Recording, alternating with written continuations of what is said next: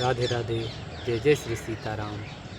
पूर्व के सभी ब्रह्मज्ञानियों को और जो परम भक्त श्रेष्ठ भक्त हुए उन सभी को हमारा कोटि कोटि प्रणाम। सभी संत हम पर कृपा करें और जिस ज्ञान को पा करके परम मुक्ति का और शांति का आनंद प्रसाद प्राप्त किए, वही प्रसाद अपनी कृपा से हमें भी प्रदान करें और आप सभी को वो कृपा प्राप्त हो, ऐसी प्रार्थना के साथ योग वशिष्ठ महारामायण प्रकरण दूसरा, मुमुक्षु व्यवहार प्रकरण, सर्ग चौथा। भगवान वशिष्ठ जी कहते हैं, सौम्य श्री राम, समुद्र की जल राशि शांत हो या उताल तरंग से युक्त, दोनों दशाओं में उसकी जल रूपता समान ही है। जैसे समुद्र का तरंग जो लहरें उठता है वो शांत रहे, एकदम समुद्र शांत हो जाए, उसका लहरें शांत हो जाए, फिर भी जल है। और यदि पूर्णिमा का दिन हो और ऊंचे ऊंचे लहरें हों, फिर भी बाह्य से लहरें दिखेगा परंतु है वास्तविक में जल ही। और लहरें नहीं है, शांत जल है, फिर भी वास्तविक में है वो जल। उदाहरण में कहते हैं जैसे कि सामने में कोई सोने का आभूषण आया, मान लीजिए क्या है, कानों में पहनने का हो गया बाली, हम उसको देखकर क्या कहेंगे, बाली है, कानों में पहनने का बाली है। परंतु उसके पहले वो क्या है, वास्तविक में वह स्वर्ण है, सोना है। तो जो तत्वज्ञानी जो पुरुष है वो तत्व को देखते हैं, मूल को देखते हैं। वैसे ही जल है, तरंग रहे या शांत रहे।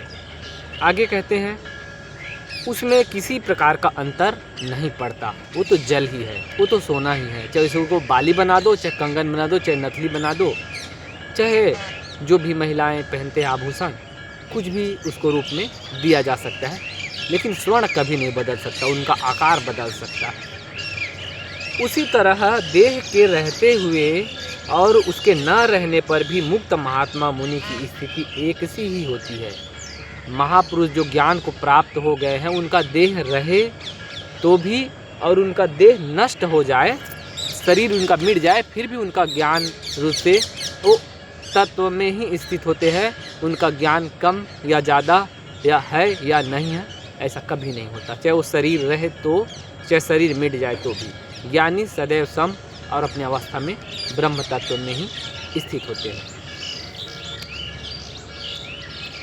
सदेह मुक्ति हो या विदेह मुक्ति, इसको कहा सदेह अर्थात शरीर रहते हुए मुक्ति का अनुभव किए हुए महापुरुष, शरीर के साथ में है तो सदेह मुक्ति।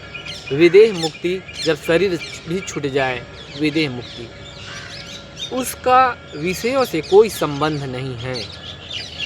जिसने सत्य मानकर भोगों का आस्वादन ही नहीं किया, उस पुरुषों में भोगों की अनुभूति कहाँ से होगी। जो संत महापुरुष है, जो ज्ञानी है, वो विषय जो भोगते हैं, इंद्रियों के द्वारा भोगे जाने वाले जो भोग वस्तु है, उसको उन्होंने सुख के दृष्टि से कभी उपयोग ही नहीं किया है। मज़ा आएगा, ये देखूंगा, ये भोगूंगा, ये खाऊंगा तो मज़ा आएगा, उसके बुद्धि में है ही नहीं, तो उसको उसका स्वाद का कैसे पता चलेगा। उस पुरुषों में भोगों की अनुभूति कहाँ से होगी।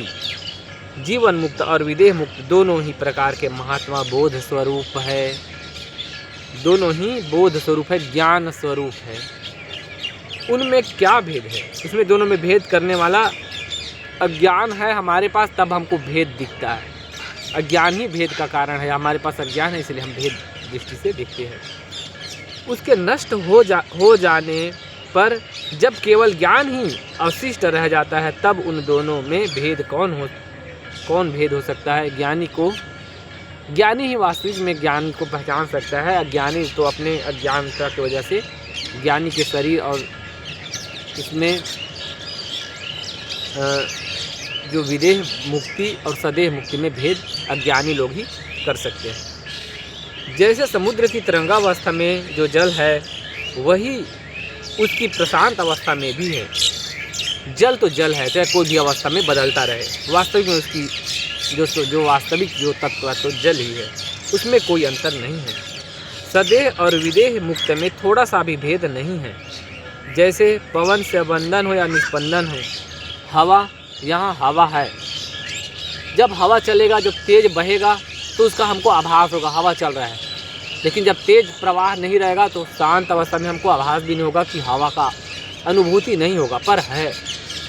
वैसे ही ये उदाहरण दे रहे हैं, हवा तो है, चाहे वो अनुभव में आए चाहे ना आए, पर है। सदेह और विदेह मुक्त में भी थोड़ा भेद नहीं है, और हवा का उदाहरण इस तरह से दिया है। दोनों ही दशाओं में वह वायु ही है, चाहे वो प्रवाह हो रहे हो चाहे शांत रहे। अतः अब मैं जिसका प्रकरण चल रहा है उस उत्तम ज्ञान का ही उपदेश कर रहा हूँ, तुम इसका निरूपण सुनिए। अब कह रहे हैं जिस प्रश्न का मैं उत्तर आपको चाहिए मैं वही उत्तर दे रहा हूँ, वही विषय में आ रहा हूँ, उसको आप ध्यान से सुनिए। कह रहे हैं भगवान वशिष्ठ जी श्री रामचंद्र जी को, यह ज्ञान कानों का आभूषण है और अज्ञान रूपी अंधकार का नाश करने वाला है। जो ज्ञान श्रवण किया जाए वही कानों का आभूषण है और अज्ञान रूपी अंधकार को दूर करने वाला है ये ज्ञान। हे रघुनंदन, इस संसार में सदा अच्छी तरह पुरुषार्थ करने से सबको सब कुछ मिल जाता है। पुरुषार्थ मेहनत करने से, परिश्रम करने से सब कुछ मिल जाता है। साधक के परिपक्व होने पर हृदय में जैसे चंद्रमा की सी शीतलता आह्लाद प्राप्त होती है। जब हम कोई भी सफलता, कोई भी लक्ष्य के लिए, उद्देश्य के लिए जब हम प्रयत्न करते हैं, जब हमको कार्य की सिद्धि मिल जाता है तो हमको जो आनंद, अत्यंत आनंद प्राप्त होता है, उसी प्रकार सच्चिदानंद घन परब्रह्म परमात्मा की प्राप्ति रूप अतिशय शीतल आनंद का उदय होता है। जैसे हम सांसारिक सफलता के लिए हमको आनंद आता है, हमको लगता है हम एक दीपावली में मोटरसाइकिल खरीदेंगे, तो जब आता है, जब हमारे पास, तो बहुत खुशी होता है उस समय। जब संकल्प, जब इच्छा, जब शांत हो जाता है, जब मैं गाड़ी लूँगा, कामना है, ले आया, कामना शांत हो गया, खरीद लिया, इच्छा पूरा हो गया, तब तो जो आनंद अनुभव होता है। मैं इस साल पढ़ाई करूँगा, मेरे को उसमें इतना प्रतिशत लाना है, मेरे को डिस्टेंस लाना है 90-99% लाना है, मैं बहुत मेहनत करूँगा और वो आ गया। तो घर के सब लोगों का इच्छा था, बच्चा बहुत मेहनत किया है तो इनको फल तो अच्छा मिलना चाहिए, मिलेगा, भगवान देंगे फल। जहाँ उनको वो फल की प्राप्ति होता है तो सब में आनंद के लहर फैल जाता है। परंतु जो परमात्मा के जो प्राप्ति रूप जो सफलता है, सच्चिदानंद घन परब्रह्म परमात्मा की प्राप्ति रूप अतिशय शीतल आनंद का उदय होता है। जो संत जो परमात्मा को जो हृदय में प्रकट कर लेता है उसको परम शांति रूप आनंद का अनुभव होता है, प्रकट उदय होता है, प्रकट होता है आनंद हृदय में। यह आत्यंतिक आनंद पुरुष के प्रयत्न से ही प्राप्त हो सकता है, अन्य प्रारब्ध से नहीं। भगवान के भजन के मार्ग में चलेंगे, हमको तपस्या करना पड़ेगा, शास्त्रों के, गुरुओं के वचनों के अनुकूल अपने इंद्रियों को, अपनी इच्छाओं को, वासनाओं को छोड़ करके, त्याग करके, सुख को त्याग करके, कष्ट सहन करके भी शास्त्र अनुकूल जीवन आचरण करके फिर हमको परमात्मा की प्राप्ति हो सकता है। कोई बोले कि टोटका कर दूं, एक लोटा जल कर दूं, चढ़ा दूं शंकर भगवान को, ये यात्रा कर लूं, परिक्रमा कर लूं, यज्ञ कर लूं, उससे परमात्मा का अनुभव नहीं हो सकता। ये सैकड़ों बार इस शब्द का प्रामाणिक योग वासिष्ठ महारामायण में कई बार बोला गया है। परमात्मा कोई श्राप से या वरदान से कभी मिलना संभव नहीं है। परमात्मा की प्राप्ति तपस्या करने से, शास्त्र कृपा, गुरु कृपा, भगवत कृपा, आत्म कृपा, ये सभी कृपा मिलने के बाद ही, सभी के प्रयत्न से ही मिलता है। अर्थात जब हम पुरुषार्थ करते हैं तभी परमात्मा की प्राप्ति होती है। कोई भाग्य से मिल जाएगा ऐसा कभी नहीं है। शास्त्रज्ञ सत्पुरुषों के बताए हुए मार्ग से चलकर अपने कल्याण के लिए जो मानसिक, वाचिक और कायिक चेष्टा की जाती है ना, तन मन धन से जो कार्य चेष्टा की जाती है वही पुरुषार्थ है, वही सफलता की चेष्टा है। मेहनत करने से ही सफलता मिलेगा, कोई टोटका करने से और विधि विधान कर लिए से नहीं हो सकता है। उससे भिन्न जो शास्त्र विपरीत मनमाना आचरण करेगा, जो शास्त्रों के अनुकूल छोड़कर कोई भी टोटका कोई बता देगा, ऐसे मेरे पास आ जाओगे, नारियल बांधोगे, धागा बांधोगे तो ये हो जाएगा, फिर ऐसे आप भटकते रहोगे। मूर्खों की पागलों सी चेष्टा है, कह रहे हैं भगवान वशिष्ठ जी, वह पागलों सी चेष्टा है जो अपने मन माना आचरण करता है, शास्त्र के विपरीत जो आचरण करता है। जो मनुष्य जिस पदार्थ को पाना चाहता है उसकी प्राप्ति के लिए यदि वह क्रमशः यत्न करता है, जो चीज़ पाना है उसके लिए हमें लगातार प्रयत्न कोशिश करते रहना है और बीच में मुंह नहीं मोड़ लेना है। अगर जिस वस्तु की प्राप्ति के लिए अगर हम चल पड़े हैं तो जब तक हमको मंजिल नहीं मिल गया, हमारा लक्ष्य ना मिल गए, तब तक से हमको वापस मुड़कर अपने प्रयत्न को छोड़ नहीं देना है। तब हमको वो लक्ष्य प्राप्त जो मुड़ता नहीं है, लक्ष्य प्राप्ति करने के पहले वापस नहीं मुड़ जाता, वही वो प्राप्त कर लेता है। कोई एक विशेष प्राणी ही पुरुषोचित प्रयत्न के द्वारा तीनों लोकों के ऐश्वर्य युक्त होने के कारण परम सुंदर, कोई व्यक्ति परम पुरुषार्थ करके परम सुखप्रद इंद्र पदवी को भी प्राप्त हो गया। किसी ने मेहनत किया, तपस्या किया, पुण्य कर्म किया, तब वो इंद्र के पद में स्थित है। अतः निरंतर यत्न में लगे रहकर सुदृढ़ अभ्यास में तत्पर हुए बुद्धिमान और साहसी पुरुष मेरु पर्वत को भी निगल जाने की शक्ति प्राप्त कर लेते हैं। यदि प्रयत्न करते रहे तो मेरु पर्वत को भी निगल जाए ऐसा शक्ति प्राप्त कर सकता है। श्रुति स्मृति आदि शास्त्रों के नियंत्रित पुरुषार्थ के संपादन में तत्पर जो पौरुष है वही मनोवांछित फल की सिद्धि का कारण होता है। जो शास्त्रों की आज्ञा के अनुसार जो चलता है वही मनोवांछित फल और सिद्धि को पाता है। शास्त्र के विपरीत किया हुआ प्रयत्न अनर्थ की ही प्राप्ति कराने वाली है। जो शास्त्र के विरुद्ध चलोगे तो जो भी प्राप्त होगा वो आपको दुख का ही कारण होगा। भले आपको दिखेगा कि मज़ा आएगा, पर मज़ा के पीछे मज़ा के चादर ओढ़े हुए आपके घर में आएगा वो सजा होगा। चादर ओढ़ा हुआ है मज़ा का भाई, ऐसा भगवान वशिष्ठ जी कह रहे हैं। मैं थोड़ा से अपने उस शब्द को थोड़ी से खूबसूरत और थोड़ा से उदाहरण के रूप में बोल लेता हूँ, पर बाकी मैं पढ़कर ही सुना रहा हूँ।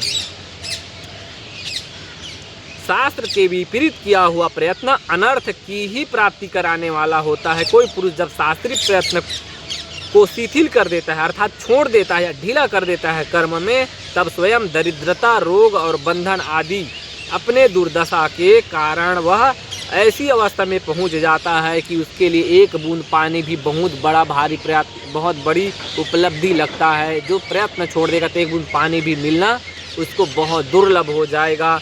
और परंतु जो शास्त्र के अनुसार आचरण के प्रभाव से ऐसी उत्तम अवस्था को कोई प्राप्त कर लेता है जहाँ समुद्र, पर्वत, नगर और द्वीपों से व्याप्त विशाल भूखंड का साम्राज्य भी उनको कोई बड़ा नहीं लगता है। जैसे कोई बड़ा प्रधानमंत्री बन गया, कोई राष्ट्रपति बन गया, कोई इंद्र बन गया, तो उसको एक बूंद पानी को बड़ी थोड़ी है, उसको तो पूरा देश, बड़े बड़े पर्वत, समुद्र, शहर उसके लिए बहुत बड़ी नहीं लगता। वो तो सब बड़े बड़े जगहों में जाकर देखते हैं तो वहाँ उनका पूजा हो, सम्मान हो।